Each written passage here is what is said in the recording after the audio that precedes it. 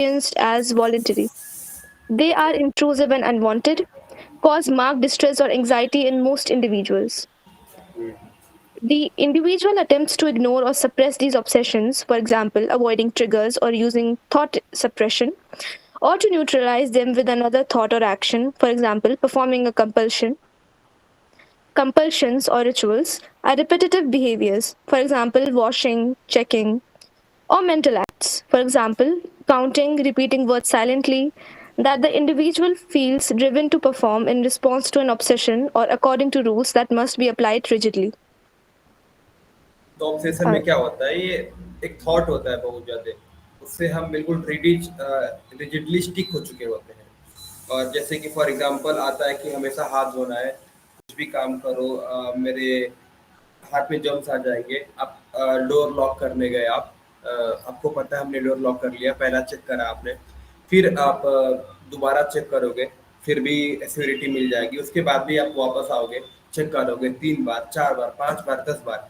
And इसमें main thing is आपको पता होता है ये सिली चीजें हैं, ये रेशनल चीजें नहीं है, इवन देन आपको करे जा रहे हो थॉट से स्टिक हुए जा रहे हो। So this is obsession and compulsion इसमें आ जाएगा। ऑब्सेशन बिल्कुल एक थॉट होता है, इमेज होता है, जो कि स्केरी होता है, थ्रेटनिंग होता है, आपके ड्रीम्स में आ सकते हैं, आप सोचते रहो, आप सोचते रहते हो, दिन भर ओवर थिंकिंग करते हो, इसी से ऑब्सेशन।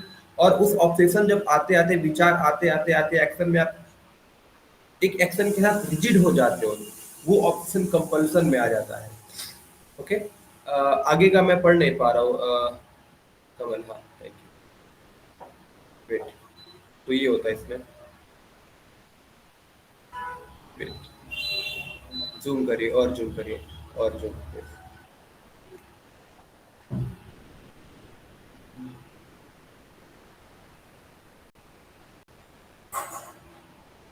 यहाँ पे है मेरे पास।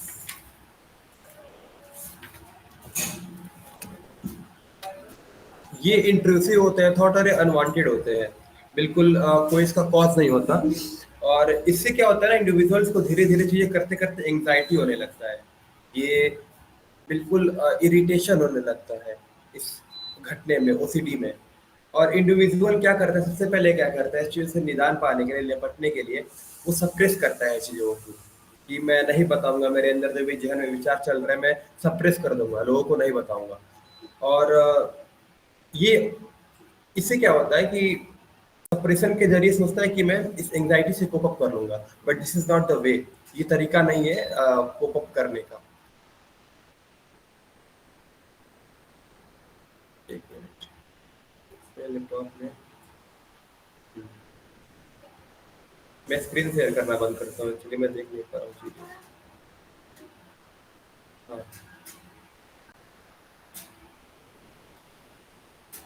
अब इसमें क्या होता है, अब जब वो अब जाके चीजें थॉट एक्शन में कन्वर्ट होके उससे रिजिड हो जाते हैं, तो ये कंपल्सन में बदल जाता है। एंड इसी को कंपल्सन बोलते हैं। वो जो ताला वाला एग्जांपल हमने दिया कि ताला एक बार बंद किया, फिर जाके चेक करा, फिर 2 बार चेक करा, 3 बार चेक करा, 4 बार चेक करा, तो ऐसे होते रहता है। जैसे मैं अपने एक पर्सनल केस स्टडी बताता हूँ। मैं पहले गोरखपुर इलाके में जब रहता था, तो उधर मैं रेंट पे रहता था, उधर मेरी फैमिली, वो एक कोई व्यक्ति आई थी रूम देखने के लिए। उनको ये चाहिए था कि ये रूम है, रूम में भी एक नल चाहिए, और फिर जहाँ वॉशरूम है वो वहाँ पे 4 नल होने चाहिए। और जब मैं पूजा करूँ, पूजा करने के बाद नल होना चाहिए। और वो फिर उन्होंने बोला रूम के बाहर क्यों नहीं नल है, तो बिल्कुल इस बात पर मतलब मकान मालिक से उन्होंने झगड़ा कर लिया। तो ऐसा कुछ हो जाता है ओसीडी का सिम्टम्स। अब तो पहले ये क्या रहा होगा, उनका थॉट रहा होगा कि ये मैं मेरा हाथ हमेशा साफ सुथरा होना चाहिए।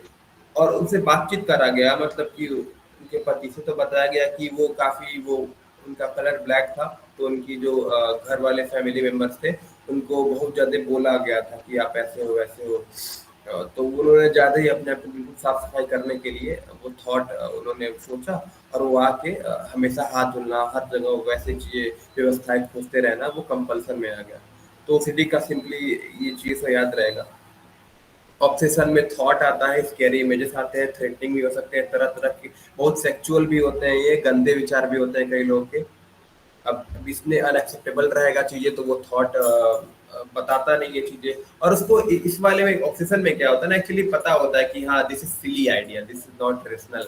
बहुत सारे डिसऑर्डर्स में हम देखते हैं कि अलग अलग पर्सनैलिटी में, मेंटल रिटार्डेशन में उनको इंसाइट नहीं रहता, लेकिन यहाँ पे इंसाइट रहता है, they know that's why they irritate a lot.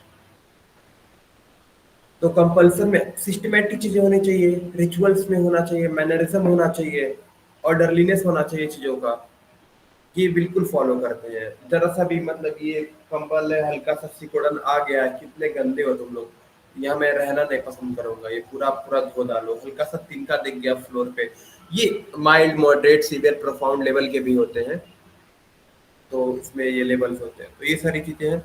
लगभग अब ओसीडी के केसेस बहुत ज्यादा आ रहे हैं, यही बढ़ रहा है लोगों को, अलग अलग एक्सपेक्टेशन से बहुत सारे कारण हो सकते हैं इसके। अभी हम इसमें कॉज एंड ट्रीटमेंट नहीं पढ़ रहे हैं, हल्का हल्का वो टॉपिक ही पढ़ रहे हैं, ये होता क्या है, कॉज एंड ट्रीटमेंट का वो अलग चीजें चलेंगी।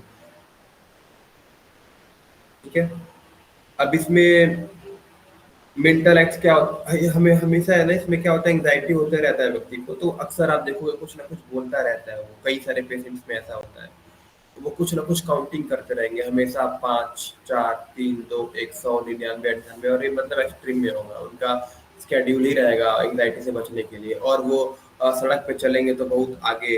अच्छा, फिर जैसे ब्लॉक्स बने हुए स्लैब के, फुटपाथ पे अक्सर बना होता है, तो यहाँ से जाएंगे, फिर वहां से जाएंगे, फिर यहाँ से जाएंगे, वहां से जाएंगे, तो ऐसे उनकी एक्टिविटीज होती है, और ये बहुत एक्सट्रीम में हो जाता है।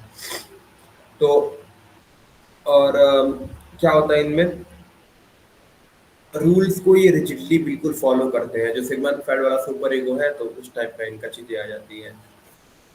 तो ये था हमारा ओसीडी, ऑब्सेसिव कंपल्सिव डिसऑर्डर। एक मिनट, मेरे पास एक नोट था, मुझे याद आया अभी, मैंने उसमें बहुत सारी चीजें लिखी थी, बस एक मिनट मुझे दीजिए, मैं आता हूँ।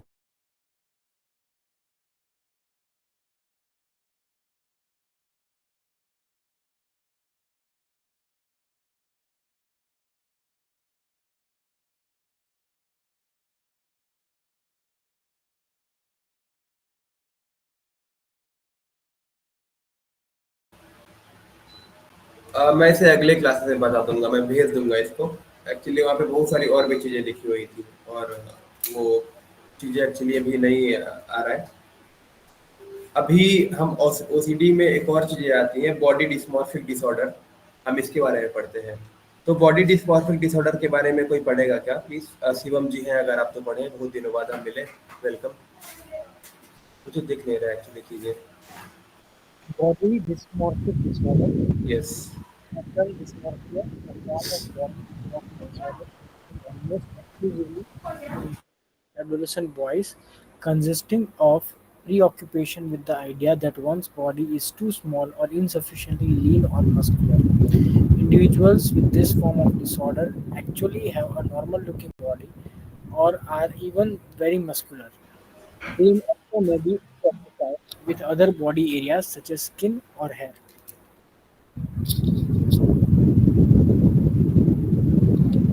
Okay, thank you.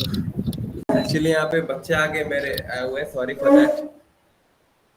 It's okay. So, muscle dysmorphic disorder, muscle dysmorphia, a form of body dysmorphic disorder. इसमें क्या होता है ना, एडोलसेंट बॉय के साथ होता है अक्सर कि उनको लगेगा कि मैं बहुत दुबला हूँ, मैं बहुत पतला हूँ, मैं स्मार्ट नहीं दिखता, या मैं बहुत ज़्यादा मोटा हूँ, या मैं इवन दो वो मस्कुलर भी होते हैं, इवन दो वो मतलब ठीक ठाक होते हैं, उनकी डेवलपमेंट अच्छा होता है, तो इवन दो उनको बहुत इनसिक्योरिटी बनी रहती है, तो बॉडी डिस्मॉर्फिक कुछ, अरे मेरा नाक बड़ा है, अरे मेरा नाक बहुत छोटा है, अरे यहाँ से कुछ ऐसा कर्व, मेरा शेप नहीं सही बना है, मेरा फेस सिमेट्रिकल नहीं है, तो एक्सट्रीम में होता है, क्योंकि एडोलसेंस में अक्सर पाया जाता है, यही इसको बॉडी डिस्मॉर्फिक डिसऑर्डर होता है। ये आगे चल के कन्वर्जन में बदल जाता है, आगे जाके अटेंशन सेकिंग बिहेवियर ही बदलता है, उसके बहुत सारे अलग अलग दिक्कतें आगे देखने को मिलती हैं। तो बेसिक शुरुआत यहीं से होता है, तो एक्सेप्टेंस नहीं आ पाता है, फिर कलर का हो गया, या किसी भी चीज़ का, मैं छोटा हूँ, मैं बहुत लंबा हूँ, या मैं बहुत दुबला हूँ, या मेरी हड्डी बहुत कमजोर है, कंपैरिजन आते रहता है ना, बेसिक हम सभी के अंदर मतलब शुरुआत में होता है, लगभग 10 में से 8 बच्चों के अंदर, 7 बच्चों के अंदर। तो ये है बॉडी डिस्मॉर्फिक डिसऑर्डर। इसमें ये होता है कि इवन रियलिटी ये है इसमें कि इवन दो व्यक्ति बहुत मस्कुलर भी रहेगा, इवन दो वो समझेगा मेरे अंदर मसल्स की कमी है, इवन दो ये समझेगा कि मेरे अंदर मैं दुबला पतला हूँ, और ऐसा भी हो सकता है बहुत दुबले पतले हो, इवन दो आपको लग सकता है कि मैं बहुत ज्यादा मोटा हूँ, इवन देन। सो ज्यादातर मस्कुलर आप जिम में जाओ, ज्यादातर लोगों से बात करो, इतने बड़े बड़े बेफजूल का मसल्स क्यों फैला। हाँ, अगर आप प्रोफेशनल हो, आपको वैसा आपका जीवन शैली, ऐसा आपका काम है, तो आप मसल्स बनाओ। बट बहुत ज्यादातर लोग मुझे लगता है बॉडी डिस्मॉर्फिक डिसऑर्डर के ही शिकार हैं, जो जिम वाले होते हैं बिना मतलब के, मतलब वो जिम। श्रेष्ठा, शायद आपका कोई ऐसा पर्सनल एक्सपीरियंस हो तो बता सकती हैं। आई मीन मैं जिम तो जाती हूँ, but it is due to a sedentary lifestyle. Like I'm always sitting at my home, either working or just sitting down. And बिल्कुल, gym is a good way to add some workouts in your day, because it is very important. Very I'm not important going most. solely for just my body looking good. नहीं, अच्छी चीज़ है, मतलब gym तो जाना चाहिए, देखिए ऐसे नहीं है, और बढ़िया चीज़ है। लेकिन ज़्यादातर लोग इसमें, कुछ लोग के अंदर ऐसी चीज़ें आप मतलब आती हैं कि कई सारे लोग ऐसा है, कोई सिम्टम्स वगैरह, उसकी बात कर रहा हूँ मैं। ये ऑब्जर्वेशन एनीथिंग, किसी का भी कोई ऐसा है? क्योंकि मैंने तो देखा है लोगों को, मतलब इवन दो उनका लाइफ़स्टाइल ऐसा नहीं है, उनको ज़रूरत भी नहीं उतनी चीज़ों की, फिर भी पता नहीं वो ड्यू टू अटेंशन मेडिटेशन सोली उनका वो रीज़न होता है। आई एम नॉट टेलिंग, मैं जिम का कोई क्रिटिसाइज़ नहीं कर रहा हूँ, इवन दो मैं खुद करता हूँ अक्सर वर्कआउट एंड ऑल चीज़ें, बट नॉट फॉर ये चीज़ों के लिए। तो मैं किसी को ऐसा हो या किसी अपने भाई बहन को छोटा हो तो उसको ये चीज़ों का एहसास दिलवाएं, और कॉन्शियस मतलब मोरल चीज़ें बता दो, आप स्पिरिचुअलिटी की चीज़ें बता दो उसको, और तो ये चीज़ें ठीक हो जाती हैं। शुरुआत से ही बता दो, आप अच्छी शिक्षा रखो तो ये सब नहीं होता, आगे चल के बहुत दिक्कतें इससे बढ़ती हैं बॉडी डिस्मॉर्फिक से। तो यही था इसमें। तो अब हम पढ़ेंगे trauma and stress related disorder पढ़ेंगे। इंट्रोडक्शन कर लेते हैं इसका हल्का सा, इसमें क्या क्या चीज़ें आती हैं, फिर हम एक एक टॉपिक करके इसको पढ़ेंगे। तो yes, who will read Rishika, if you are here you can start. Rishika. Yeah, just a second. The intro part. या या Hmm. Okay. Trauma and stress related disorders are a group of emotional and behavioral problems that may result from childhood traumatic and stressful experiences. Traumatic and stressor related disorders include disorders in which exposure to a traumatic or stressful event is listed explicitly as a diagnostic creation, ठीक है भाई, हम ये तक feature. समझते हैं। Yeah, feature. Trauma and stress related disorder में क्या होता है, ये बहुत सारे इमोशनल और बिहेवियरल प्रॉब्लम्स का रिजल्ट होता है, जो आपके ज़्यादा बचपन के चाइल्डहुड से आती है। इसमें इमोशनल एक्सपेक्ट्स का मैच्योरिटी नहीं होता, और इम्बैलेंस होता है, आप छोटे से चीज़ से मुझे ट्रिगर्ड हो सकते हो। तो इसमें ग्रुप ऑफ इमोशनल और बिहेवियरल प्रॉब्लम्स इंक्लूड होती हैं। आप सोसाइटी में जाके अच्छे तरीके से अपने बिहेवियरल इश्यूज को आप according to situation, according to context, आप वैसा रहे, अपने बिहेवियर को बिहेव नहीं करा पाते हो ऐसा। इमोशनल इंटेलिजेंस नहीं आप में अच्छी आ पाती, आप रेगुलेट नहीं कर पाते हो। तो ये इमोशनल प्रॉब्लम, बिहेवियरल प्रॉब्लम्स जुड़ी होती हैं किसमें? Trauma and stress related disorder में। तो जब हम बात करते हैं trauma and stress related disorder की, तो इसमें हम समझ जाइएगा आप सभी कि इमोशनल एंड बिहेवियरल प्रॉब्लम्स की बात हो रही है। आता वही है बचपन के चीज़ें, दिक्कतों से आता है, sexual abuse, child abuse, stress experiences, जो स्ट्रेसफुल एक्सपीरियंसेस, बुली भी हो सकता है। तो यहाँ से बैक बीचिंग, ऐसा माहौल ही होता है हमारे सभी घर का, समाज का, तो वहीं से आती हैं चीज़ें। और trauma and stress related disorder जो है ना, इसमें ट्रॉमेटिक और स्ट्रेसफुल सिचुएशन से ना हम एक्सपोजर करा देते हैं, तो उससे चीज़ें ठीक होती हैं।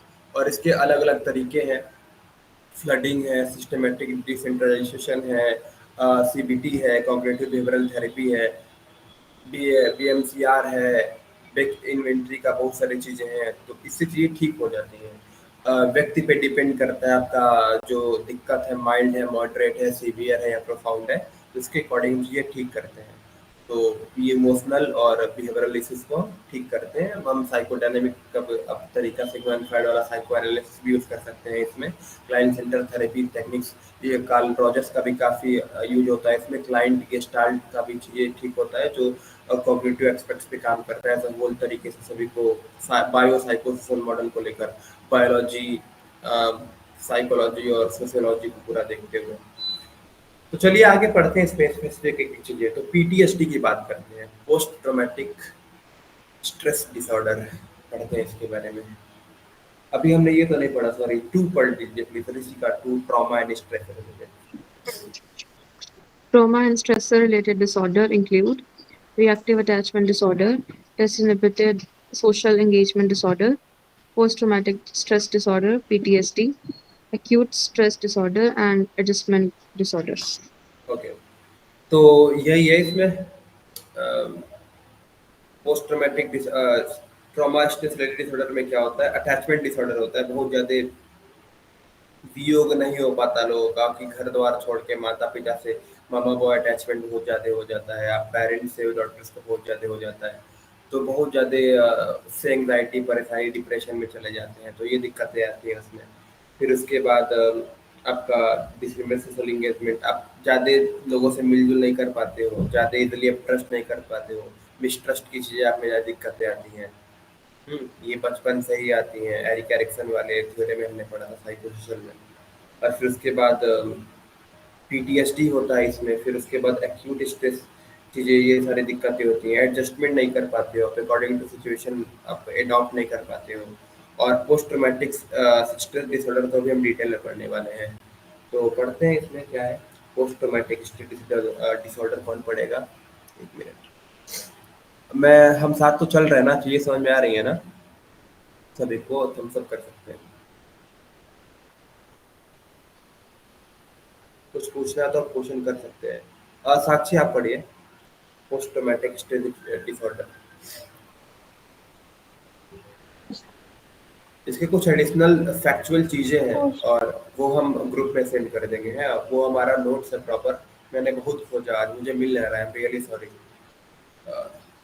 Post Post-traumatic stress disorder (PTSD) is the development of the characteristics.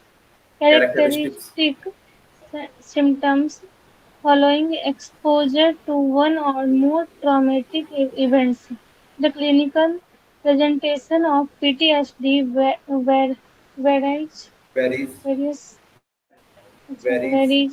In some individuals, fear-based re-experiencing emotional and re-experiencing emotional and behavioral symptoms, behavi- behavioral behavioral symptoms behavioral क्या may कहते हैं?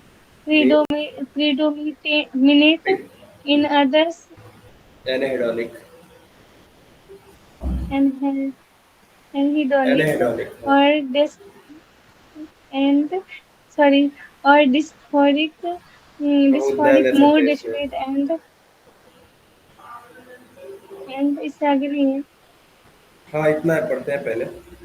तो इसमें क्या होता है पीटीएसडी में? सबसे पहले देखिए, रेप होता है, वॉर होता है, कार एक्सीडेंट हो गया, और कोई स्पाउस का डेथ हो गया, और बहुत बुरी तरह इंसल्ट कर दिया गया, या प्रॉपर्टी का बुरी तरह लॉस हो गया, या आप बहुत बड़े एग्जाम में फेल हो गए यूपीएससी में, मतलब ऐसा चीजें। ये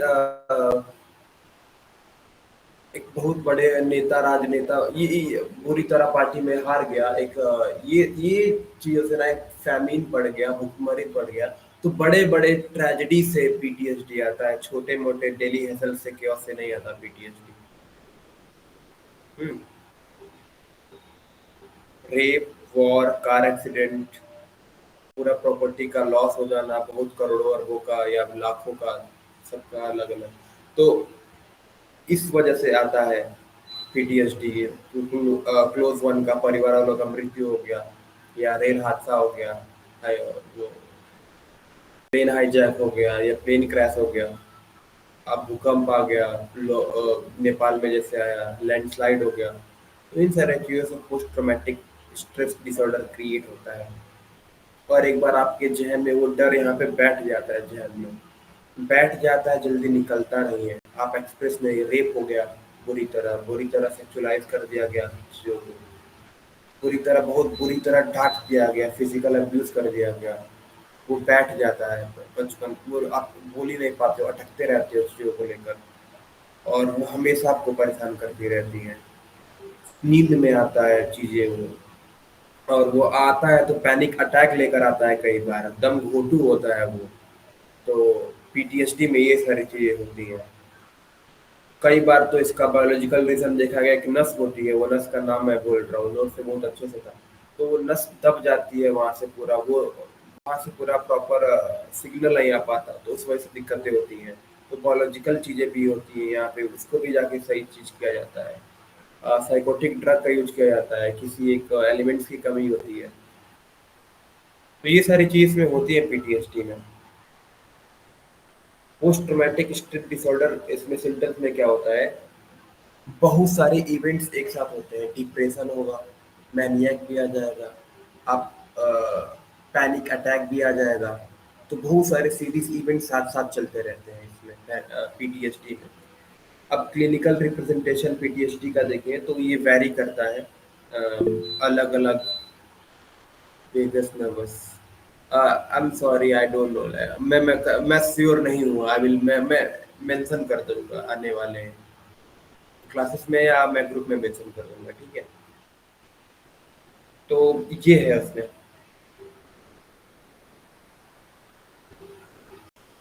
चीज़ें साथ साथ चलती हैं। अब कल हमने पढ़ा था डीएसएम टीआर का पढ़ा था, और फिर हम अभी तो डीएसएम 5 है, 2000 डीएसएम 5 है, दो 1952 से लेके 1967 से लेके फिर 2012 2025 में भी कुछ आने वाला है। तो अलग अलग आप साइकोलॉजिकल टूल पढ़ोगे, एपीए का आप पढ़ोगे, अमेरिकन साइकेट्रिक एसोसिएशन का आप पढ़ोगे, बहुत सारी चीज़ें, आईसीडी का पढ़ोगे जो डब्ल्यूएचओ द्वारा आता है। तो अलग अलग क्लिनिकल जो रिप्रेजेंटेशन है, सिम्टम्स है, अलग अलग चीज़ें बताई गई हैं, अलग अलग चीज़ें वैरी करती हैं उसमें। बट टू बी कंक्लूड यही समझिए कि एक टू बी एक जनरल चीज़ें क्या क्या होती हैं, और आगे हम पढ़ते हैं इसमें। फियर बेस्ड एक्सपीरियंस होता है, बहुत भयंकर डर लगने की स्थिति होती है इसमें, हमेशा डर लगा रहेगा एक, और अति होगा वो डर का। और इमोशनल इम्बैलेंस होगा, अचानक से आपको चीज़ों से डर लगने लगेगा। किसी एक खास चीज़ से आपको, मान लीजिए ट्रेन से एक्सीडेंट हुआ है, कोई बहुत पूरा परिवार ही खत्म हो गया, किसी मतलब कोई बच्चे, उसका पूरा परिवार खत्म हो गया, कार पूरी खाई में चली गई, वो बच गई किसी तरह। तो जब भी वो कार देखेगी, वो ऐसे पीछे जगह बैठेगी, तो अपने मूवीज में देखा होगा, तो वो चीज़ को देख करना उसके अंदर ट्रिगर कर जाएगा, और वो खुद अचानक से चीज़ें डरने लगेगी। तो वो ऑब्जेक्ट इवेंट रिलेटेड भी होता है ये पीटीएसडी, जो कि फियर बेसिस से जुड़े होते हैं इनके चीज़ें। और बिहेवियरल सिम्टम्स जो होते हैं ना, डोमिनेट कर लेते हैं। अजीब तरीके से स्वेटिंग होना, हार्ट बीट बढ़ जाना, पंपिंग बढ़ जाना, पल्पिंग पैल्पिटेटिंग होने लगना, कांपने लग जाना, पैनिक अटैक्स आना, जो हमने कल पैनिक अटैक्स में पढ़ा था। तो वो सारी चीज़ें आने लगती हैं, बहुत सारे सब सिम्टम्स आने लगते हैं इसमें, इसमें पीटीएसडी में, पोस्ट ट्रॉमेटिक स्ट्रेस डिसऑर्डर में। और क्या होता है, निगेटिव सिम्टम्स आने लगता है बहुत देर तक। अगर आपका एड्रेनलिन निकलता है इसमें सबसे पहले, तो डर के चलते पैरासिम्पैथेटिक नर्वस सिस्टम एक्टिव हो जाता है। और फिर ये जो हमने गैस का पढ़ा था ना, general adaptive syndrome, alarm stage, फिर रेजिस्टेंस स्टेज, जो लास्ट वाला स्टेज। तो नेगेटिव सिम्टम्स भी आने लगते हैं फिजियोलॉजी पे, डिप्रेशन वगैरह साथ चलते रहता है इसमें पीटीएसडी में। और क्या होता है, आगे पढ़ेंगे थोड़ा, फिर हम थोड़ा सा बात करते हैं इस पे।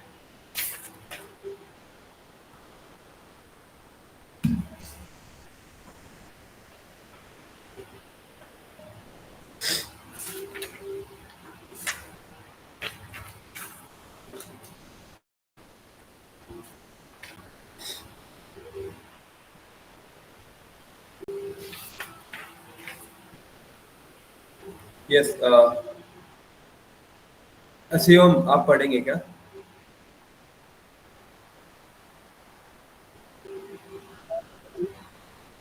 You can continue. ये टू से हेलो। पोस्ट ट्रॉमेटिक, यस हाँ शिवम कंटिन्यू करिए। ये post traumatic stress disorder identified by the development से। Okay, okay. Post-traumatic stress disorder (PTSD) is identified by the development of physiological, psychological, and emotional symptoms following exposure to a traumatic event. Individuals may have been exposed to a situation where actual or threatened death, sexual violence, or serious injury occurred. वही है इसमें चीजें कैसे identified होती हैं। ये psychological, physiological और emotional symptoms से हम चीज़ें आइडेंटिफाई की जा सकती हैं। थॉट के रूप में आप देखोगे, जहनी रूप में तो कोई एक चीज़ आप बोल दो मम्मी, किसी की मम्मी मर गई है, किसी भयंकर भीषण लैंडस्लाइड में पता चले पत्थर गिर गया ऊपर, तो अब जैसे ही बोलोगे आप पत्थर और मम्मी तो चीज़ें जुड़ के तो वो थॉट अजीब सा वहाँ पे वो तो अटकेंगी और बिल्कुल बोलेंगी, कब कभी आने लगेगा चीज़ों का। तो वो आप थॉट के रूप में देख सकते हो, साइकोलॉजिकली चीज़ें देख सकते हो आप, और फिजियोलॉजिकली आपका बिल्कुल हाथ कांपने लगेगा, स्वेटिंग होने लगेगा और पंपिंग बढ़ जाएगा। तो ये सिर्फ इसकी तरीके होते हैं, आप भाग सकते हो, और भी बहुत सारे तरीके हैं सिम्टम्स है। और इमोशंस का इम्बैलेंस, कंट्रोल नहीं रहेगा इमोशंस का। ये कहाँ से आता है PTSD, post traumatic stress disorder? वहीं से आता है। सेक्सुअल वायलेंस हुआ आपके साथ, फिजिकल अब्यूज हुआ आपके साथ, डेथ का थ्रेट भी मिला है, या आपने क्लोज वन को मरता हुआ देखा है, बहुत कैलामिटी देखा है, हैजार्डस कैलामिटी देखा है।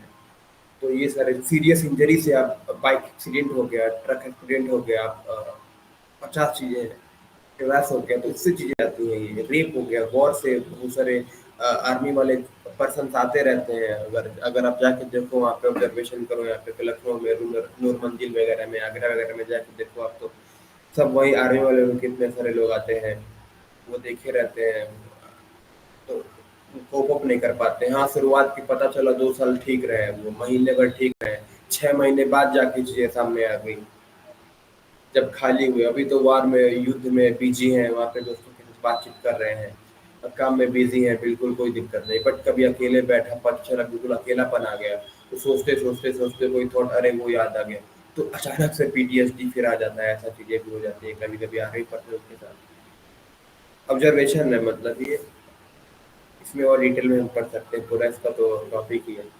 तो अभी पीटीएसडी टॉपिक बंद करते हैं, डिप्रेसिव डिसऑर्डर के बारे में थोड़ा पढ़ते हैं। Rishika, you can start. Thank you Shiv. Rishika, Yeah, I'm here. yeah. Uh, Depressive disorders include disruptive mood dysregulation disorder, major depressive disorder, persistent depressive disorder, premenstrual dysphoric disorder, substance medication induced depressive disorder, depressive disorder due to another medical condition, other specified depressive disorder, and unspecified depressive disorder. हम्म, सब आप पढ़ेंगे ना, ये जो भी है, obsessive compulsive disorder, OCD, फिर PTSD, लगेगा बहुत सिमिलर सिमिलर है, बट बेसिक जो नुआंसेस है उस पे आप ध्यान देना, सच बताओ पे ध्यान देना, कुछ उसमें अंतर होता है हल्का हल्का। सब लगेगा एक ही एक ही एक ही है, बट कैटेगराइजेशन अलग अलग किया गया है, ताकि हम स्पेसिफिक चीज़ों से को समझ लें, ताकि हम स्पेसिफिक तरीके से उसकी बात कर पाएँ और सही चीज़ को सही तरीके से बात करें। और फॉर डायग्नोसिस एंड ट्रीटमेंट वो तो हमें करना ही पड़ता है, बट इन जनरल बात को सही तरीके से मूल समस्या पे बात करने से पहले उस पर हम बात कर सकें, इसलिए ये चीज़ों को हमें समझना चाहिए कैटेगराइज करके, और मेन चीज़ को हमें समझना चाहिए, इस पर ध्यान देना चाहिए। तो हाँ, डिप्रेसिव डिसऑर्डर, क्योंकि काफ़ी सिमिलर लगती हैं चीज़ें, सब एक ही तो है, सब में तो इमोशनल का इम्बैलेंस, सब में सेक्सुअल अब्यूज, ये वो वही सारी चीज़ें तो है बार बार, कभी कभी ऐसा हमें लगता है, बट हाँ वैरी करती हैं चीज़ें। Depressive disorder include destructive mood dysregulation disorder, major depressive disorder, persistent depressive disorder।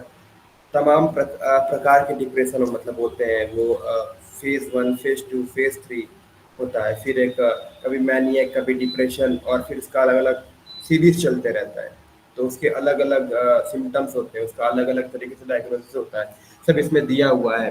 बहुत सारी चीज़ें मतलब इसमें हैं, सब हम तो नहीं पढ़ने वाले हैं। प्री मेंस्ट्रुअल डिस्फोरिक डिसऑर्डर, बच्चा पैदा पहले से उसमें दिक्कत होता है माँ को, बाद में होता है बर्थ के दौरान उससे चीज़ें जुड़ी होती हैं, न्यूरोलॉजिकली फिजियोलॉजिकली वो सारी चीज़ें जुड़ी होती हैं। तो सबसे चीज़ें जुड़ी हुई हैं इसमें। सब्सटेंस यूज से बहुत सारी दिक्कतें होती हैं उसमें। एक ऐसे ग्रुप में हो, अब जैसे हिप्पी कल्चर देखो आप, हिस्पैनिक कल्चर वहाँ पे, तो बहुत सारी चीज़ें हिप्पीज कल्चर के वगैरह थोड़ी तो अच्छी हैं, बहुत सारी चीज़ें अच्छी हैं, बट इसका अगर आप डार्क साइड देखो तो आप जानते हो यहाँ का ड्रग्स कल्चर कितना, ड्रग्स सब्सटेंस यूज से क्या क्या चीज़ें हुई हैं, और ये प्रैक्टिकल दुनिया में कितना ये मतलब चीज़ चल नहीं पाती है वैसे। तो ये देखने को मिलता है हमें, मेडिकेशन इंड्यूस्ड डिप्रेसिव डिसऑर्डर भी होने लगता है, पूरी हम बहुत बुरी तरह से प्रभावित हो जाते हैं। इसमें ये सारी चीज़ें डिप्रेसिव डिसऑर्डर के अंदर आती हैं, हम डिस्कशन कर रहे हैं बस इसका। अब मेडिकल कंडीशन में भी हो सकता है, जैसे पर्सनली मेरी मम्मी का ये कुछ दिक्कत हुआ था, गलत डायग्नोसिस हो गया था, तो पूरा दवा गलत दवा ही बिल्कुल अलग चल रहा है, तो उससे पूरी तरह बिहेवियरल इशू आते आते रहते हैं। दवा ही गलत चलने लगा किसी व्यक्ति का, तो व्यक्ति को चीज़ें चलती रहती हैं, वो चीज़ों पे कंट्रोल नहीं होता, इचिंग ज़्यादा होगा, गर्मी ज़्यादा होगा, एडेप्टेशन नहीं हो पाएगा, क्राउड एग्रोफोबिया रहेगा, तो ये सारी चीज़ें भी आती हैं, मेडिकेशन गलत मेडिकेशन से भी आती हैं, उससे भी डिप्रेसिव डिसऑर्डर्स हो सकते हैं। इल्यूजनल एक्सपेक्टेशन भी हो जाते हैं, डिल्यूजनल एक्सपेक्टेशन हो जाते हैं, ये दवा से भी हो सकता है ऐसा। तो स्पेसिफिक डिसऑर्डर्स भी होते हैं 400 प्रकार के, अगर अभी तक हम मोटे मोटे तौर पे बात करें 400 तरह की चीज़ें होती हैं, उसको अलग अलग कैटेगराइज किया गया है, तो बहुत अलग अलग नाम है, हम सभी नहीं कवर करने वाले हैं, कुछ देखते हैं और क्या इसमें। अनस्पेसिफाइड डिप्रेसिव डिसऑर्डर भी है, उसको एक अलग ही कैटेगरी में रख देते हैं। आईसीडी के बिल्कुल आप नीचे में जाओगे, डीएसएम में बिल्कुल नीचे में जाओगे तो बिल्कुल उसको अनकैटेगराइज मतलब अनआइडेंटिफाइड में डाल देते हैं। काफ़ी सारे साइकोलॉजिस्ट यही करते हैं, नहीं अच्छे से सिम्टम्स होता है, डायग्नोसिस होता है, डायग्नोसिस नहीं अच्छे से होता है तो उसी में डाल देते हैं, वो कोड होता है उसका अलग अलग। तो कॉमन फीचर क्या है सभी डिसऑर्डर्स का, जैसे कि वो सैड रहेंगे, इम्पैथी होगा, रेफ्रिजरेटर मदर की बात करें तो ऐसी मदर कोई कोई इमोशन ही नहीं शो कर रही है, कोई ओमनीपोटेंट जो बोलते हैं वो फीलिंग सर्वशक्तिमान वाली, उसको एक्सेप्टेंस ही नहीं ला रही है, अब कॉन्वर्सेशन ही नहीं कर रही, एक्सेप्टेंस ही नहीं है, हल्का सा बदमाशी कर दे तो उसको चीज़ों को तारीफ करें, क्लैप करें, ये ऐसे करके जो भी चीज़ें हम करते हैं ना, अप्रिसिएशन, थेरेपिस्ट काफ़ी बच्चों के साथ ऐसा करते हैं, high five boom, high ten, तो ऐसे करने से बहुत अच्छा होता है, तो ये दिखाना चाहिए हमें। खैर मैं अलग बता रहा था ये, तो बिल्कुल भी इमोशन का शो ना करना, बिल्कुल भी एक्साइटमेंट एंथुसियाज्म ना शो करना, ये सारी चीज़ में उनमें होती है लोगों में। डिप्रेसिव डिसऑर्डर में सैड होते हैं, एनाडोनिक होते हैं, प्लेजर्स में इंजॉय कर ही नहीं पाते, एनहेडोनिया, एनहेडोनिक, कुछ भी मतलब काफी फिलोसफर्स भी ऐसे ही होते हैं, मतलब उनको किसी चीज में मजा ही नहीं आता, गए वो शादी में सब डांस कर रहे हैं, मजे कर रहे हैं, रसगुल्ला खा रहे हैं, गुलाब जामुन खा रहे हैं अपना, उनको और ये लोग बैठे हैं मतलब उनको मजा ही नहीं है किसी चीज में, और ऐसा होता है, इरिटेटेबल होते हैं, इरिटेट होते रहते हैं, मूड्स पता नहीं कब किस बात पे बिल्कुल खुश हो जाए जो होने वाली बात ही नहीं है, और किसी चीज़ में बिल्कुल बिल्कुल गुस्सा हो जाए, तो ऐसी चीज़ें होती हैं। अम, ये सारे इसमें लगी रहती हैं, ये कॉमन चीज़ें हैं, सैडनेस, एम्प्टी, अपैथी, मतलब बिल्कुल रेफ्रिजरेटर की तरह रहना, रेफ्रिजरेटर मदर एक शब्द यूज किया जाता है। बॉर्डर लाइन डिसऑर्डर में अगर आप देखोगे तो वो मम्मी का ही बहुत बड़ा कारण होता है कि आप बिल्कुल इमोशन नहीं शो की होती हो शुरुआत में बच्चों को अपने, तो उससे उनको बाद में जाके आइडेंटिटी क्राइसिस वगैरह सोशल एडजस्टमेंट में दिक्कत होता है। वो क्या नाम था उनका, अमेरिकन साइकोलॉजिस्ट अल्फ्रेड एडलर की थ्योरी में भी हम ये सारी चीज़ें देखते हैं, तो ये सारी चीज़ में रहती हैं। और ये ये चीज़ें बदली जा सकती हैं बिहेवियरल टेक्निक से, बिहेवियरल मॉडिफिकेशन से, दोनों अलग अलग है। बिहेवियरल टेक्निक से, बिहेवियरल मॉडिफिकेशन से, सीबीटी से, कॉग्निटिव बिहेवियरल थेरेपी से। तो हाँ, ये है इसमें। इसमें दिक्कत क्या होता है ना, सेल्फ स्टीम की बहुत ज़्यादा दिक्कत रहती है इसमें। मेजर डिप्रेसिव डिसऑर्डर में सेल्फ स्टीम पे सबसे ज़्यादा काम करना चाहिए। और सबके अलग अलग तरीके होते हैं, सबका अलग अलग बैकग्राउंड होता है, सबका अलग अलग कम्युनिकेशन करने का तरीका अलग होता है। तो आपको एज ए साइकोलॉजिस्ट, आपको एज ए थेरेपिस्ट पहचान होना चाहिए किसे किस तरीके से बात करनी है, किसको कौन जुगलर वेन्स को नहीं पकड़ना है, कमजोर नस को नहीं पकड़ना है, तो वो आपको एक्सप्लोर करना पड़ेगा। मेजर डिप्रेसिव डिसऑर्डर क्या होता है ये समझते हैं। कौन पढ़ेगा इसे? श्रेष्ठा, यू कैन स्टार्ट। हाँ, Major depressive disorder. यप, या Major depressive disorder is defined by the presence of at least one major depressive episode occurring in the absence of a history of manic or hypomanic episodes. The essential feature of a major depressive episode is a period lasting at least 2 weeks, during which there is either depressed mood or the loss of interest or pleasure in all or nearly all activities for most of the day, nearly every day. The individual must also experience at number least one, four श्रेष्ठा। additional. श्रेष्ठा one ही पढ़ेंगे पहले, ठीक है, उसके बाद पढ़ेंगे। ओके, एक ही Yep. बस। Thank you. Major depressive disorder में क्या होता है कि कम से कम एक बार डिप्रेशन होना चाहिए उसमें, और वो हफ्ते 2 वीक यहाँ पे लिखा हुआ है। 2 वीक में कम से कम एक बार डिप्रेशन होना चाहिए इसमें। और इसमें हाइपोमैनिक मैनियक क्या होता है? मैनियक बिल्कुल एनर्जी का अचानक से बढ़ जाना, वो भी इसके साथ सिम्टम्स होना चाहिए। या तो आप बिल्कुल एक डिप्रेशन के साथ होना चाहिए, डिप्रेशन को डी लिखेंगे, मैनियक को एम लिखेंगे, डी एम, और ये 2 वीक के अंदर ये सारी चीज़ें होनी चाहिए। तो ये इसमें मेजर डिप्रेसिव डिसऑर्डर में।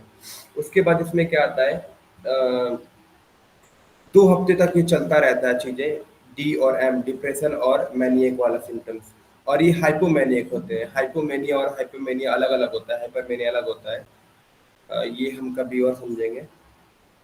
तो इसमें आगे क्या होता है, इसमें बिल्कुल एनाडोनिक हो जाता है व्यक्ति, इंटरेस्ट होता ही नहीं किसी चीज़ में, प्लेजर एक्टिविटी करता ही नहीं है। ये सारी चीज़ इसमें होता है डिप्रेशन में। मैनियक में एनर्जी अचानक से बिल्कुल एंथुसियास्टिक हो जाएगा। और जैसे कभी कभी ऐसा केस होता है, कोई व्यक्ति है कानपुर से निकला, बिल्कुल आगरा तक पैदल चला गया, और वो सारी चीज़ें सेल्स वगैरह उसकी मर रही हैं, चीज़ें काम नहीं कर रही हैं, मतलब उसको दर्द सब सारी चीज़ें सेल्स मर चुके हैं उसके, और उसको दिक्कतें हो रही हैं फिजियोलॉजिकली, बट यहाँ पे मेंटली इसको चीज़ें दर्द का आभास हो ही नहीं रहा है। तो ऐसा हो जाता है हाइपोमैनियक वाले सिचुएशन में, वो एक्सट्रीम में होता है। इसके भी लेवल होते हैं, माइल्ड, मॉडरेट, सीवियर, प्रोफाउंड। तो major depressive disorder is defined by the presence of at least one major, फिर से इसको पढ़ते हैं क्योंकि ये थोड़ा सा वर्ड को थोड़ा ध्यान में रखे, हमें समझना पड़ेगा। At least one major depressive episode, एक कम से कम मेजर डिप्रेसिव एपिसोड होना चाहिए। डिप्रेसिव एपिसोड क्या होता है बताया था, सैड, एम्पैथी, एपैथी और एनाडोनिक, कोई प्लेजर एक्टिविटी ना करना। उसमें ये भी होता है दिन भर सोते रहते हैं, है ना, वो डिप्रेशन वाले चीज़ें तभी बताएंगे उसको भी। आप डिप्रेशन के बारे में जानते हो क्या रहता है, कम से कम 2 हफ्ते लगातार, तो वो सारी चीज़ में जुड़ी रहती हैं। एक तो ये पूरा सीरीज होता है, पूरा इवेंट होता है, तो पूरा इसको एपिसोड बोलते हैं यहाँ पे। तो एक कम से कम मेजर डिप्रेसिव एपिसोड होना चाहिए इसमें। और इसकी एब्सेंस में, in the absence of history of maniac और हाइपोमैनिक एपिसोड, तो मेजर डिप्रेसिव डिसऑर्डर की बात कर रहे हैं यहाँ पे। तो यहाँ पे maniac, in the absence of history of maniac और हाइपोमैनिक एपिसोड। हाइपोमैनिक एपिसोड्स क्या होता है, एब्सेंस होता है यहाँ पे, और डिप्रेसिव एपिसोड्स यहाँ पे एक्टिव होता है। और ये डिप्रेसिव एपिसोड जो चलेगा, मैनियक एपिसोड नहीं रहेगा, ये 2 हफ्तों तक चलेगा, ठीक है। और उसके बाद बिल्कुल इंटरेस्ट, इसमें क्या हमें देखने को मिलेगा, इंटरेस्ट नहीं है, एनाडोनिक चीजें हैं, ये सारे चीज में दिन प्रतिदिन पूरे दिन का यही हाल रहेगा। 95%, 98%, 90% हाल उनका व्यक्ति का ऐसा ही रहेगा। डिप्रेसिव एपिसोड्स में डिप्रेशन बना रहेगा, मैनियक एपिसोड वो एब्सेंस रहेगा, और 2 हफ्ते की चीज़ें चलेंगी।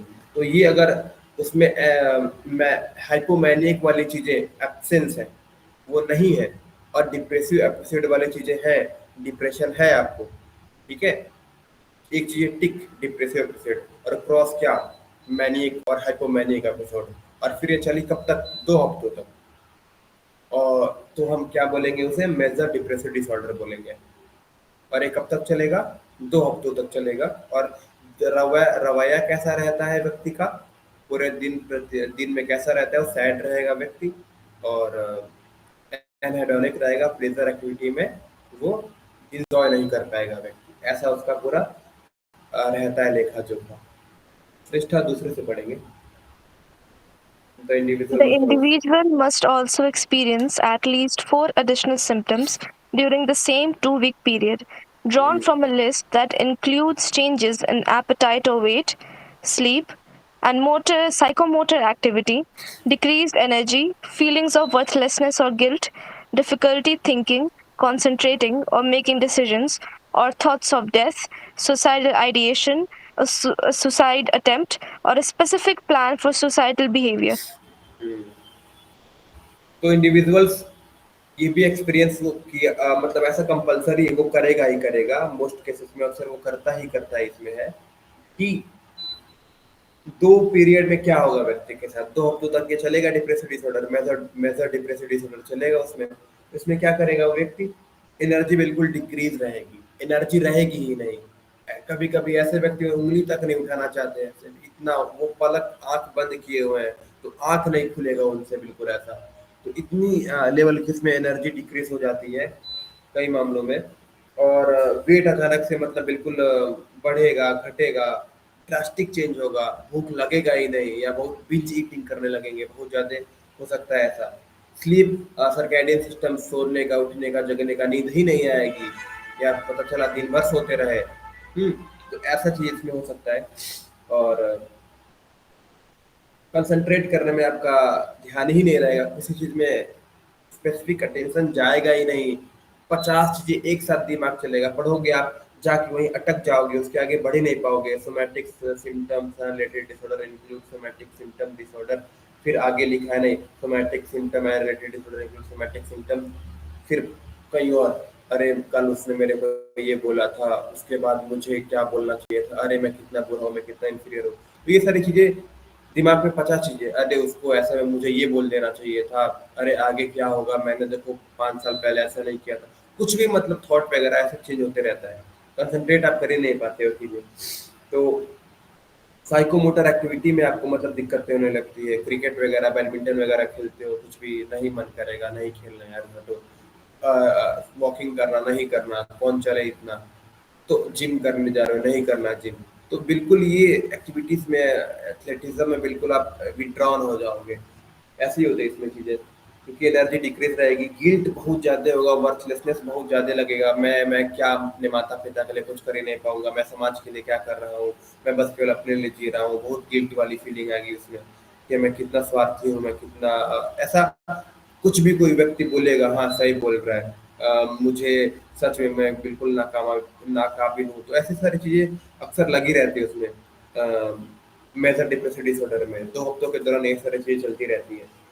गिल्ट भयंकर लेवल का होगा, और बहुत कुछ भी कोई बोल देगा, ठेले वाला जाके बोल दिया, अरे यार कुछ आता नहीं क्या, कानपुर भाषा में बोलते हैं शब्द टोपा। तो कोई एक ऐसा था, मेरे क्लिनिकल सेटिंग्स में जाता हूँ मैं, तो वहाँ पे वो उसको बहुत जो समस्या व्यक्ति को ये था, उसको किसी ने टोपा बोल दिया था, और वो 2-3 महीने से व्यक्ति बहुत परेशान था, मतलब ऐसा चीजें तो ऐसे भी होता है। तो स्लीप में दिक्कतें आएंगी, डिफिकल्टी, सोच विचार नहीं कर पाओगे आप, डिसीजन मेकिंग नहीं कर पाओगे, इसमें निर्णय लेने की क्षमता खत्म हो जाएगी आपकी। किस कंक्लूजन में पहुंचे, हमें क्या करना चाहिए, स्टडीज करना है, पेपर है, ठीक है इतने बजे, और आगे ये करना है, वहाँ प्लानिंग करना है, ट्रिप पे जाना है, तो कैसे डिसीजन आप ले ही नहीं पाओगे चीजें, और इनएबिलिटी रहेगी आपकी डिसीजन मेकिंग में। और सुसाइडल डेथ आने लगेंगे कि क्यों जीना, क्या करना, सब ऐसा अनरियल सा लगने लगेगा, मतलब कोई मतलब रीजन नहीं मिलेगा आपको, आइडेंटिटी क्राइसिस वगैरह होगा बहुत ज्यादा। तो सुसाइडल थॉट्स ऑब्वियस सी बात है आने लगेंगे आपको इसमें। बहुत ज़्यादा बार बार, कम से कम दिन में 4 से 5 बार सुसाइडल थॉट आएंगे, 4 से 5 बार। सुसाइडल थॉट अक्सर मतलब जीवन में किसी न किसी सभी को आता रहता है, बट वो ठीक है, हल्का फुल्का चलता है। बट इनमें इसमें क्या होगा, 4 से 5 बार एटलीस्ट आएगा कम से कम। और फिर उसके बाद सुसाइडल आइडिएशन, हाँ ठीक है, उसने ऐसा किया था, सच ही कहा था, काफका का वगैरह पढ़ोगे तो पूरा ठीक है। ऐसे लोगों से आप बहुत ज्यादा एक्सट्रीम में प्रभावित हो गई, काफका टाइप के पीपल से। काफका को अगर आप नहीं जानते तो मतलब मैं बता दूं, कुछ ऐसे फिलोसफर्स होते हैं जो डेथ को बहुत ज्यादा मतलब ग्लोरीफाई करते हैं, और वो अपना जीवन शैली नॉर्मल बस एक्सप्रेस कर रहे हैं ताकि आप सीखो। लेकिन ये लोग हैं, कोटेशन में कुछ पकड़ लिया बिल्कुल, और बिल्कुल स्टिक हो गए, और उससे अपने आप को ओवरली ऑब्सेशन कर लिया उससे चीज़ों से, और अपने हिसाब से चीज़ों को मैनिपुलेट करके, अपने हिसाब से थिंकिंग से मैच करके, और हाँ अपने आप को वैलिड देना कि हाँ ठीक है, सुसाइड तो करना है, जीवन बिल्कुल निस्वार्थ है, ये माया है, ये क्यों जीना। तो बहुत पेसिमिस्टिक स्कोपेनहार है, तो काफका सफर्ड फ्रॉम, या उनके पिता जो थे उनको पहलवान बनाना चाहते थे, उनका मेटामॉर्फोसिस कौन नहीं पढ़ा है, वो कॉकरोच वाला ट्रायल, वो सब चीजें हम बात करेंगे उस पर कभी। तो वो सारी चीजें हैं, काफका तो आ ही जाते हैं अक्सर, कोई अगर आप किसी फिलोसफर वगैरह किसी टीचर से बात करो अक्सर तो काफका आ ही जाते हैं। तो ये है इसमें। अब सुसाइड अटेम्प्ट वगैरह भी कर सकता है व्यक्ति। अभी मेरे वीगन व्यक्ति था यहीं पे, एक्टिविज्म वगैरह करते रहते थे यहीं पे, उनका वो जैन कम्युनिटी से थे, सब कुछ बढ़िया, कोई दिक्कत नहीं, कोई परेशानी नहीं, इतना हंस खुल के बात कर रहे हैं। मुझे मतलब चीज़ दिखती थी उनके अंदर, कुछ दिक्कतें तो हैं, एक्सप्रेस नहीं करते हैं, बातचीत में बोले कोई दिक्कत नहीं, कोई दिक्कत नहीं। दिन में सुबह बस एक सिगरेट पीते थे सुबह अपनी मम्मी को बता के, इतना तक उनके फैमिली में सोचिए था। फिर भी एक दिन पता चला, हाँ लेकिन वो इजिप्ट का जो था, इजिप्ट के मेसोपोटामिया वाले सिविलाइजेशन में बहुत ज़्यादा इंटरेस्टेड थे वो। तो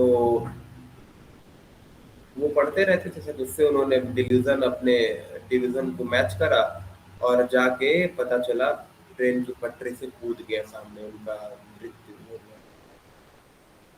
तो पता चल यही उनको, हमको डिप्रेसिव डिसऑर्डर का सिम्टम्स दिख रहा था उनमें। कुछ कह नहीं सकते वैसे, खैर ऐसे ऐसे भी होते हैं। तो स्पेसिफिक मतलब एक प्लान बनाते हैं सडल बिहेवियर के लिए, जो ट्रेन वाला भी घटना बताया वो भी ऐसा ही कुछ था। तो ये होता है मेजर डिप्रेसिव डिसऑर्डर का एक्सट्रीम लेवल, सुसाइडल थॉट के स्टिकनेस से। तो अभी हम इतना रहने देते हैं। हम कल ना बाइपोलर पढ़ेंगे, जो हनी सिंह को हुआ था, बाइपोलर एंड रिलेटेड डिसऑर्डर वगैरह। फिर हम सोमैटिक सिम्टम्स पढ़ेंगे कि ये कितने अटेंशन सीकर होते हैं, कोई व्यक्ति प्रेजेंस होगा तभी हम उसके सामने हम नौटंकी करेंगे, बाकी हम करेंगे नहीं। हाइपोकॉन्ड्रियोसिस होगा, रोग भ्रम होगा, तो तमाम चीज़ें हैं, बहुत चीज़ें। Prognosis stress and prognosis disorder, तो जो भूत प्रेत वाला चीज़ें होता है वो क्या होता है उसके बारे में थोड़ा सा है, सब पढ़ेंगे, अलग अलग टच करेंगे। हम पूरा डिटेलिंग तो नहीं कर पाएंगे, लेकिन हाँ कोशिश करेंगे जितना कर सकते हैं करें। हाँ, अब हम सवाल जवाब कर लें क्या?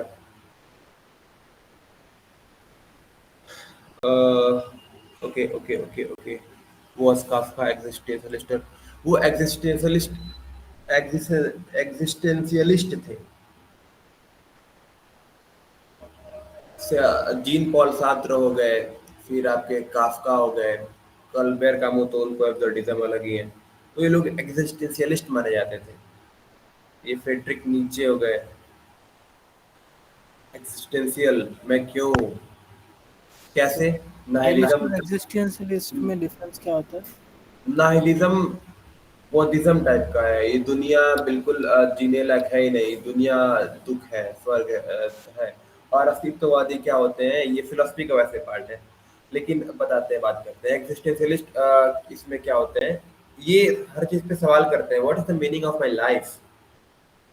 इनका मेन कंसर्न ये होता है अस्तित्ववादी का, एग्जिस्टेंशियलिस्ट का। और नाइलिस्ट का ये होता है कि संसार दुख का घर है, यही सच्चाई है। इनका मेन फिलोसफी ये होता है। तो ये दुख को ज्यादा मतलब फोकस करते हैं, इसको एक्सेप्ट, इसकी एक्सेप्टेंस के बाद दुख का निवारण है, इस पे काम करते हैं। काइंड ऑफ बुद्धिज्म ही है ये, नाइलिज्म, नाइलिस्ट।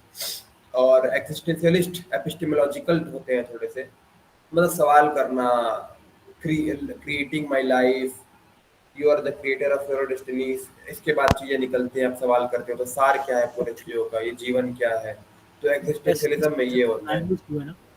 आप बताइए, काफका क्यों का तो बहुत आप भी optimistic थे, तो वो नाइलिस्ट हुआ ना।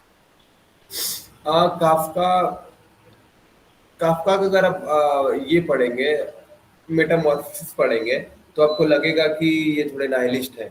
आप दूसरे इनके अगर पढ़ेंगे द ट्रायल वगैरह, तो इसमें भी रियलिटी बताते हैं, लेकिन कुछ कुछ एस्पेक्ट्स में आपको ये दिखेंगे कि एक्सिस्टेंशियलिस्ट भी हैं। वो आर्टिस्ट का जो चीजें हैं, ये मोर ओवर हम ऐसा कैटेगराइजेशन करना बहुत मुश्किल हो, क्योंकि मैंने बहुत डिटेल में काफका को नहीं पढ़ा है। मैं इनकी मतलब 3-4 किताबें ही पढ़ी हैं और जैसे ऑडियो बुक सुनी है। और तो मुझे ज़्यादातर काफका पर्सनली मैं बताऊं, तो एक्सिस्टेंशियल ज़्यादा लगे, नाहिलिस्ट कम लगे। हाँ, ये ज़्यादा साउंड करते हैं नाहिलिस्ट, लेकिन ये थोड़ा सा इनका पर्सनल लाइफ देखे तो प्रोस्टिट्यूट वगैरह भी रहते थे। और जजमेंट नहीं, बट और इनकी जो प्रेमिका थी, जो लेटर्स लिखते थे ये अपने प्रेमिका को। और इसके बाद बिल्कुल स्ट्रेट बोल देना। तो ऐसा कोई नाइलिस्ट व्यक्ति नहीं बोलेगा कि अरे ठीक है मैं ऐसा हूं, अपने को इन्फीरियर फील करा के। नाइलिस्ट व्यक्ति नहीं बोलेगा, वो समाज के सच्चाई और मीनिंग की बात करता है, एग्जिस्टेंशियलिस्ट। तो वो सारी चीजें मुझे ज्यादा दिखी उनके बातों में। तो मैं, मेरे लिए पर्सनली, मैं अपने पर्सनल ओपिनियन से बता रहा हूँ, ये ज्यादा मुझे एक्सिस्टेंशियलिस्ट लगे। हाँ, 19-20 का फर्क हो सकता है ऐसा, बट आपको अपने हिसाब से बताइए, आपने जो चीजें पढ़ा आपको क्या लगा। ठीक है।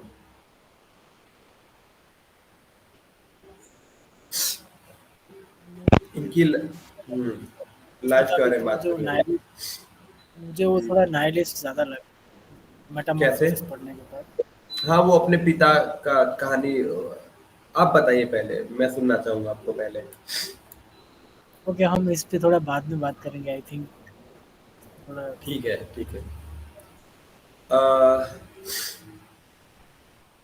किसी का और कोई सवाल या कुछ फीडबैक, कोई बातचीत? Rishika, anything you want to share? Shreshtha, Rishika, you start first. Rishika है यहाँ पे? उन्होंने लीव किया हुआ है।